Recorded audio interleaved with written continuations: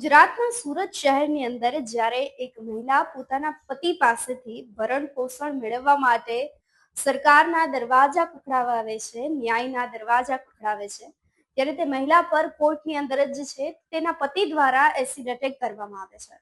શું છે સમગ્ર મામલો તેની વિગતવાર ચર્ચા કરીએ. નમસ્કાર, આપ જોઈ રહ્યા છો ન્યૂ ભારત ન્યૂઝ અને હું છું આપની સાથે વલ્લરી વ્યાસ. સુરત ફેમિલી કોર્ટમાં જ્યારે મહિલા પર એસિડ એટેક કરવામાં આવ્યો હતો ત્યારે ભરણ પોષણના કેસમાં આવેલા એક વૃદ્ધે જ છે તે તેની પત્ની પર એસિડ ફેંક્યું હોવાનું સામે આવ્યું છે અને ત્યારબાદ પોતે પણ ઝેર ગટગટાવી લીધું હતું. સુરત ફેમિલી કોર્ટમાં આજે 13 માર્ચના રોજ એક હચમચાવી દેતી ઘટના સામે આવી છે.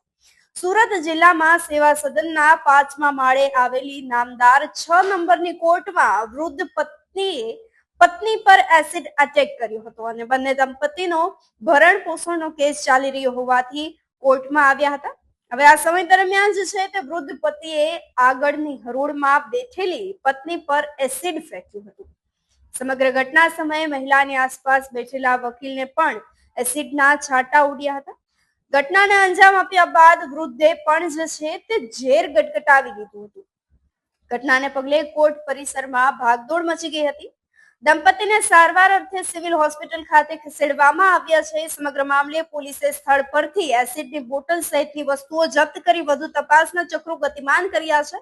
પરંતુ ઘટનાને નજરે જોનારા લોકો જે છે તે સમગ્ર ઘટનાને જે છે તે વાગોળી રહ્યા છે અને કહી રહ્યા છે કે મહિલા પર એસિડ અટેક કરવામાં આવ્યો હતો અને પાછળ તેના પતિ બેઠા હતા અને આગળ તે મહિલા બેઠી હતી અને પાછળથી તેમના પર એસિડ અટેક કરવામાં આવ્યો હતો. અચાનક જ છે તે પાછળથી ચીસાચીસ સંભળાય અને એસિડના છાંટા જ છે તે આસપાસ બેઠેલા તમામ લોકો પર ઉડ્યા હોવાની વાત પણ જે છે તે હાલ સામે આવી રહી છે.